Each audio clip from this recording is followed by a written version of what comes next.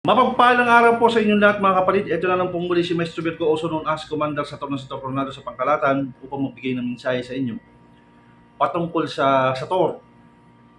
Okay. Sa nakalipas na panahon, marami kasi ang nagkaroon ng mga iba't ibang espekulasyon patungkol sa Sator. Yan ay sinasabi ng iba sa demonyo yan. Sinasabi ng iba naman na yung kanila yung mas mabisa. Kung bakit iniiwasan nila yung Sator. Kasi sa totoo lang, Sator, mahirap nilang ma-acquire yan, hindi nila makuha basta-basta. Kukunti lang ang talagang nakakapagtangan ng talagang Sator sa kanilang sarili. Yan ay nakabase sa katauhan ng isang tao. Ibinabase kasi ng Sator ang pagbabasbas sa taong karapat-dapat. Okay. May tanong din ng ibang tao sa akin, Maestro Virgo, ang Sator po ba, kailangan ba ng medalyon bago kami sa Sator? Ako sa totoo lang, mark my word, believe it or not, hindi mo kailangan ng medalyon. Mali ang kaisipan na sasabihin ng ibang mga mortal sa inyo na para makamit mo o makapag-aral ka ng Sator o naman, kailangan mo ng medalyon. Hindi. Kasi ako wala akong medalyon, guys. Oh. Sasabihin ng iba naman tayo eh. Iba-iba tayo ng kaisipan. Huwag po ako. Don't me, sabi ko nga. Kasi, iyang medalyon po na yan, na idinikit sa Sator, yan ang naging korupsyon. Naging korupsyon po yan sa history ng spiritual. Kaya nawala yung, sabi nga nila yung kahalagahan, yung talagang totoong meaning ng karunungang lihim. Kasi po, napunta sa korupsyon. Ang sinasabi ng iba, hindi ka pwedeng mag-ano ng Sator kung wala kang medalyon sa katawan. Real talk lang. So, huwag po nating nilangin yung mga tao, ano? Kasi alam naman natin ang katotohanan eh. Di ba? Kaya nga ako sa panahon na lumabas ako sa social media, maraming natawa, maraming nagalit, maraming nainis. Kasi tanging ako lang ang nag-iisa ang naghayag patungkol sa retablo. Yung retablo po, yung tungkol doon sa papel na nakikita ng iba, sabi nga na ginagamit ng kung sino-sino rin. Ngayon hindi nila may paliwanag kung ano yun. Katulad po ng isang papel na kayang pasampayin yung mga kalaban. Yun po yung tinatawag kong retablo. Retablo po ang tawag dyan.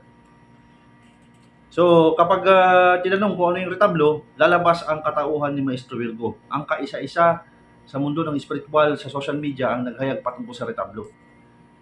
Ako ko lang po, nag-iisa na yun. At inaamin ko po yun, tinatanggap ko yun. Hindi ko pinagmamalaki pero talagang sinasabi kong katotohanan upang maliwanagan ng mga tao. Kasi matagal na itinago sa inyo yan eh, patungkol sa retablo. Matagal din na itinago sa inyo na hindi mo naman kailangan ng medalyon para gumanap ka sa spiritual. Ang spiritual ay purong pananalig mo sa dakilang Ama. Doon ka magmumula ang kapangyarihan. Ang pinanggagalingan ng lahat. Lahat. Bakit kailangan mo pang magdasal, dalanginan, ang mga gamit ng mga medalyon niya? Kung doon pa lang mismo sa Ama, pwede ka namang kumekta. At maraming kasiraan sa Sator ang sinasabi ng ibang mga tao para hindi nila tangkilikin yung ganung bagay. Kasi nga, masisira ang diskarte, masisira ang negosyo ng ibang mga kalaban. Kasi aminin man nila sa hindi, ang Sator po ay may kakayahang mangwasak yan. May wasak, may kakayahan siya mangwasak, may kakayahan din siya magbuo. Kasi sa simula, wala pa si Kristo that time. Naririyan na po ang Sator. Yan po ang buong katotohanan. Wala pa ang Panginoong Hesus Sator, hindi pa siya pinapanganak sa lupa, sa mismong mundo natin ngayon, ay naririyan na po ang Sator. So, ang Sator, naririyan ng Alpha at naririyan din ng Omega. Kaya niyang magbuo, kaya niya rin niyang magwasak. So, sa madaling salita, Maestro Virgo, kung bakit ang Sator ay isa sa kinatakutan sa mundo ng spiritual, kasi po kayang mangwasak yan. Iniilagan ng iba yan kasi ang sinasabi ng iba, puro negatibo. Kasi gusto nilang i-conceal yung katotohanan na ang Sator, naririyan po ang Ama. At bukod pa doon, nakamasid po yan sa lahat. Naglalakbay, naglilinang, naririyan po lahat. At bukod pa doon, hindi man ganun ang kalalim ang kaisipan ng ibang tao, Kahit sino pang pinakamagaling na pantas sa mundo ng spiritual, hindi niya maipaliwanag kung ano yung kaibahan ng sator sa kanilang mga tinatangan sa sarili. Kasi ang sator may kakayahan po yan na pag ginamit mo yan sa sa mga kalaban ng mga itiman, kayang mawasak yung kapangyarihan nila. Kayang madurog yung kapangyarihan ng mga kalaban, kayang matunaw ang kapangyarihan ng mga kalaban. Kaya isa ang sator, sabi ko, sa kinakatakutan ng mga yan. Kahit mga aswang, mababarang, makukulam, kinakatakutan po nila yan. Yun ang katotohanan doon. Kasi once na ang isang tao may nakakaalam patungkol sa sator kung paano niya gamitin in a full sabi niya, kung full form, kung paano mo gagamitin sa pangkalahatan ba na talagang yung full strength ng sinasabi nga na buong katotohanan ng sator, marami kang magagawa na hindi pangkaraniwan na. Ang iba kasi nalimitahan kayo eh. Nalimitahan kayo patungkol saan? Kasi ang alam nyo, ang akala nyo yung sator, yun yung medalyon. Diyan po kayo nagkamali. Ngayon, isinisiwalat ko sa inyo, ang sator ay hindi lang po yan doon sa medalyon na sinasabi nyo. Na nakapaloob yun na yun. Yun, hindi po. Mark my word. Ang sator po ay nakakalat yan. Bakit kaya nagagamit ko sator sa retablo na to? Bakit kaya wala akong medalyon sa katawan? Pero nakikipaglaban ako sa spiritual. Bakit kaya? Sa paanong paraan? Paano niyo masasagot ang isang katotohanan na nasa katauhan ko? So doon pa lang po, merong ng question mark. Kaya sa mga tao na binibilog ang ulo nyo at sinasabing narito yan, nandito yan sa gamit, nandito yan sa medalyon, huwag po kayo maniniwala doon. Ang sator, naririyan ng amaw. Kumbaga sabi na lang natin na ang sator ay nasa neutral yan. Pwede siyang bumuo, pwede siyang mawasak. Ang kapangyarihan ng sator ay meron kakayahang bumuo, meron din siyang kakayahang mangwasak. Katulad ng ginagawa ng Panginoong Diyos, naririyan. Kaya niyang maglikha ng mga tao. Kaya niyang i-eradicate niya lahat yan. Kasi ang Ama, naririyan din po ang Ama. Ang sator ay isang pagsubok. Kung sa paanong paraan mo siya gagamitin. Sabihin na natin ang sator ay isang sandata. Ang sator ay isang sandata. Ang sator ay isang sandata o isang punyal o isang tabak. Ang tanong, kanino mo ito ihahataw? Kanino mo ito ipapalo? Kanino mo ito ipangwawasak o ipangbubuo? Kanino? Saan banda? So, ang nagtatangan po ng katotohanan sa sator, in a full form, ay pinagkakaloob po yan sa mga taong may makatwirang pagpapasya at hindi rin basta-basta. Kaya sa lahat ng mga naririyan, hindi po sa pagmamalaki o pagmamataas, purihin niyo po ang mga bagay-bagay. Kung bakit po sa mundo ng spiritual, sa social media, bakit kaya nag-iisa lang to sa Maestro Virgo? Walang nakasabit sa leeg, pero grabe, nakikipagdigmaan siya. Ang gamit niya lang ay tubig at buhay ang mananausal. At minsan gumagamit siya ng retablo, minsan hindi na siya gumagamit ng retablo. Bakit kaya? Sabihin na lang natin, meron akong natuklasan na isang bagay, isang kahalagahan sa mundo ng spiritual na hindi kailanman mananakaw ng ibang tao. Ngunit ibinabahagi ko sa mga tao. At ang una po yun, ang pananalig sa dakilang Ama. Sa kahit anumang bagay, kahit ang kasamaan nga ay pinayagan ng dakilang Ama para balansehin ang mundong ito. Sa tingin ninyo, bakit kaya natuklasan ko yung mga bagay na binabahagi ko sa mga kasama ko sa ngayon? Binabahagi ko sa mga tao. Kasi nalaman ko yung katotohanan kung bakit nila sinisira ang patungkol sa sator. Kasi ang tao, nagiging greedy, nagiging sakim, nagiging mapaghangad. Gusto nilang ilayo ang mga tao sa katotohanan na may mga ganung klaseng bagay na talagang pwede naman palang gumanap kahit walang medalyon. Di ba? O sabihin ng iba, kasi iba naman ang kaisipan mo eh. Kasi siyempre iba-iba naman eh. Iba-iba sa'yo, iba-iba rin naman sa amin. Hindi sa ganun, hindi ko po kinukumpara. Ang sinasabi ko sa inyo, ay pwede. Huwag niyo pong ialis yung sinasabing hindi pwede. Pwede po. So kung sasabihin ng iba 'to nagiging defensive sila, sasabihin na, "Ibang kaisipan mo, ganito, ganyan." Hindi po. Ang sinasabi ko sa lahat ng mga tao ay puwede kahit wala kang medalyon na binibili sa inyo kung kani-kanino man. So wag po natin linlangin ang mga tao. Dahil po yung sinasabi ninyong karunungang lihim na sinasabi, diyan nagsisimula ang korapsyon. Dahil sa mga gamit na ganyan mga sinasabi niyo at yung kasiraan sa sator. Diyan yung naging, kaya takot yung mga tao, hindi makalapit yung mga tao, hindi matuto. Kasi nga tinatakot. Bakit kaya? Bakit yung tinatakot? Para sa inyo mapunta yung mga tao?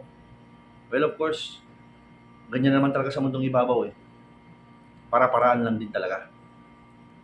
So, sa lumang panahon, hindi po yan nakasaad sa ganyan. Ang pananalig at ang paniniwala ng tao, yan ang mag-uudyok at magtutulak sa kanya sa mga bagay-bagay na kanyang matatamasa sa hinaharap, ang kabutihan at ang katotohanan. Ganyan po ang mangyayari talaga. At sa mga tao naman na sa umpisa pa lang ay puro pananakot at puro paninira ang ginagawa, di sana noon pa lang inalis na ng ama yang sator. Bakit? Bakit kinakatakutan niya ng mga mamba, ng mga mangko, ng mga wangwang? Bakit? Kasi naririyan ang presensya ng Ama at ang Yeshua. So sa lahat ng naririyan na pilit sinisira yung sator o kung ano man, tandaan nyo, ang sator, may kakayahang magbuo yan, may kakayahang mangwasak yan. Siya ang Alpha at naririyan din ang Omega. Kaya magdahan-dahan po tayo, no? Magunos dili rin tayo.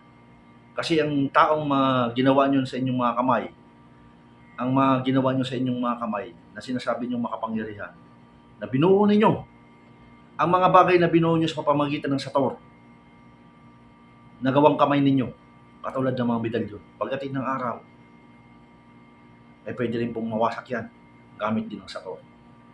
Tandaan nyo sinabi ko sa inyo. Ang sator ay may kakayahang bumuo, may kakayahan din niya magwasak. Kaya kung sinisigitan ng iba na kaya nilang bumuo ng mga bagay gamit ang sator, may kakayahan din ng sator na mangwasak. Anytime. Lalo na lamang yung bisa ng 25 basag ng sator pangwasak ng masasamang galit. Isa pa yan. Nabubuo ang mga bagay sa spiritual sa kaisipan ng tao. Nagkakaroon ng bisa ayon sa kanyang pagnanais at pagnanasa sa mga bagay-bagay. Siyempre, of course, sa pahintulot pa rin ng Ama.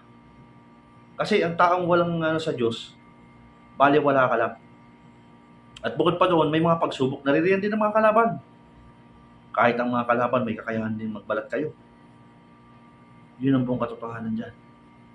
At sa lahat ng mga tao naririyan, purihin nyo ang mga nagsasabi ng totoo sa ngayon. May mga nakahayag dyan, oo, nagsasalita sa harap ninyo. Hindi nakatago ang kanilang mga muka. Pero, ang katotohanan nasaan kaya? Di ba? Ako, sa totoo lang, ang sinabi ko sa sarili ko, sa pahintulot ng Ama, magtuturo ako sa spiritual. Pero bahala ang mga tao. Hindi ako ang mismo magsasabi sa sarili ko na, hindi, ito ang tama o itong gagawin. Hindi. Bahala po kayo. Pag nag-manifest sa inyo, kayo po ang magpatotoo. Kaya nga nagbibigay ako ng manifestation, di ba? Another manifestation. Gumanap si ganito, nabasbasan si ganito. Ganito ang ginamit. So sabihin na lang natin na meron akong sa pahintulot ng Ama may basbas ako sa ganyang bagay. Kasi ang sator ay binabayan matagal na panahon na para balansin din ng mundong ito. Ang katotohanan sa sator. At bukod pa doon nakikita ng Ama ang mga laganap na kasamaan sa mundong ibabaw. Hindi, sinasabi ng iba kahit sator ginagamit nila sa. Kaya nga sabi ko sa inyo, ang sator ay isang pagsubok. Isa yung sandata. Ngayon ang tanong saan mo gagamitin? Sa kabutihan ba o sa kasamaan? Paano pag nakatagpo ka rin ng isang sator na kayang wasakin yung sinasabi mong sandata na sinasabi mo, kaya rin mong wasak yan. Kaya mag-iingat din, sabi ko nga sa inyo. Hindi po yan sa gamit. Ang nakasalalay po sa pananalig ng tao. Magtiwala po tayo sa Diyos, manalangin tayo. Pagsikapan nyo sarili nyo. Believe, trust, and surrender. Ang banal na espiritu ng dakilang Ama ay laging naririyan yan, gumagabay sa tao. Ang kanyang mga anghel, ang kanyang mga arkanghel, ang kanyang mga serapim, ang kanyang mga cherubim, lahat ng mga nakakatipon sa personal liwanag, yan po ay laging naririyan yan. Hindi nawawala yan. Kaya nasa sa inyo na lang po ang pagpapasya, nasa sa inyo ang pagsisikap sa mga bagay-bagay kung talagang tatanggapin nyo yung mga bagay na yan. Kasi para sa akin, ang LNK naman hindi siya para ng pagtatalo, kundi siya paghahayag ng katotohanan din na masumpungan din ng ibang tao. Kasi minsan ka lang mabuhay sa mundong ibabaw eh. Mahalaga na rin na sabi ko nga na makapagbigay ka na kahit paano eh, magagamit din ng ibang tao. Yung the knowledge that you have na ibinigay mo sa iba, forever yun. Mananatili yun. Magpapasa-pasa yan. Para yung isang higit pa sa kayamanan sa mundong ito. Yun ang katotohanan doon. Magpapasalin-salin, ipapamana kung kani-kanino. Hanggang sa, sabi ko, ay, dumating ang mga henerasyon, napakaraming henerasyon ang lalabas. Para balansin ng mundong ito. Isa yan, sabi ko nga sa bahagi na dapat din malaman din ng ibang tao. Totoo po ang kulang, totoo ang barang, totoo din ang iba't ibang mga nilalang na nilikha rin ng Ama dahil may mga pagsubok din ng tao. So, sabi ko nga sa inyo, patas po tayo, ang wawasakin din natin mostly, yung kasamaan ng tao, hindi yung literal na tao ang wawasakin natin. Hanggat maaari, sabi ko nga sa inyo na maibalik nyo sila sa Ama, yun ang gagawin natin. Sa nag-iisang Diyos na tunay, totoo na mabuti sa taasan sa pangkalatan. Ang wawasakin natin yung kasamaan ng tao. Hindi yung literal na tao na wawasakin mo yung buong siya. Hindi siya ganoon. Hanggat maaari, yun ang wasakin natin yung kasamaan niya. Yun ang sinasabi ko nga sa inyo. Kasi, everybody deserves second chance. Although nakasaad sa banal na kasulatan, sa Exodus, tapusin lahat yan, at huwag susundin kung ano man, huwag silang pamamarisan. Minsan sabi ko nga sa inyo ako, kapag kasi ako nag-mission, hinihiling ko sa Ama yung pagbabasbas o yung makatwirang pagpapasya kung ano talaga ang hatol sa Kanya. So hindi po ako nangungunang-una, no? Baka sabay ng iba, nangungunang-una ka lang dyan, hindi gano'n. Doon lagi. Diba? Kaya minsan naisip nyo, although hindi naman tayo nakikipagkumpara sa ibang mga tao, mapapansin nyo talaga, bakit si Maestro Virgo nagpapatuloy pa rin? Iba yung kanyang pamamaraan. Almost 99% ang mga tao pa ganun. Si Maestro Virgo pa ganun. Iba yung kanyang pamamaraan eh. Iba po yung aking pamamaraan, sabi ko nga sa inyo. Hindi ako nakadepende sa gamit lang. Hindi ako nakadepende sa borloloy, sa leeg, o kung naman hindi po ganun. Pasintabi po sa mga gumagamit ng ganyan. No? Nire-respeto ko rin po kayo, pero kailangan ko rin ihayag yung katotohanan. Kasi ayaw ko rin po na yung mga kasama ko ay mauwi sa mga bagay-bagay na sa mga kaisipan ng mga ganyang bagay. Kasi ako sa totoo lang, inihayag ko yung katotohanan sa akin, sa sarili ko. So karapatan ko po yun. So pasintabi rin sa iba, no? Bakit nananatili ako ng ganito? Kasi yun po ako. At meron din po akong mission. Ang mission ko ay ibalik yung mga tao sa dakilang Ama. Ang paniniwala nila, ang pananalig nila, hindi sa mga gamit na nakasabit sa kanilang mga leeg o sa mga leeg ng mga kung sino man. Hindi po sa ganun. Pangalawa lang ang sator, pangalawa lang ang mga bagay-bagay, una pa rin ang dakilang Ama. Na nais kong iparating sa mga tao na may Diyos pa rin, may batas ng kalangitan na umiiral. Naririyan pa rin ang Diyos na kamasid sa atin lahat. Sana makita niyo yung bagay na yun, hindi sa negatibong kaisipan na palaging sa tingin nyo inaatake kayo, hindi po sa ganun. Kasi may basehan po tayo no? Nakasad naman sa banal na kasulatan. Sabi nga dun sa Kawikaan, taglayin mo ang mga karunungan, taglayin mo ang mga bagay na kakailanganin mo sa mundong ibabaw. Ngunit, huwag kang hihiwalay sa aking salita. Yan ang salita ng Diyos. Kahit anumang karunungan yan, anumang kaalaman yan, huwag mo pa rin kalilimutan ang salita ng Diyos. I-apply mo pa rin yun. Kahit makasalanan kang tao, sikapin mo pa rin. Tumawag ka sa Diyos, manalangin ka. So, ganyan po ang dapat na gawin sa lahat ng naririyan. So, mag-ingat po kayo at sa lahat ng naririyan ay ang katotohanan patungkol sa Sator ay matagal na po yan. It's a matter of time lang sa mga taong makakaalam, makakatuklas. Ang Sator ay kayang mabuo, kaya rin mangwasak yan. Hindi, you cannot deny it.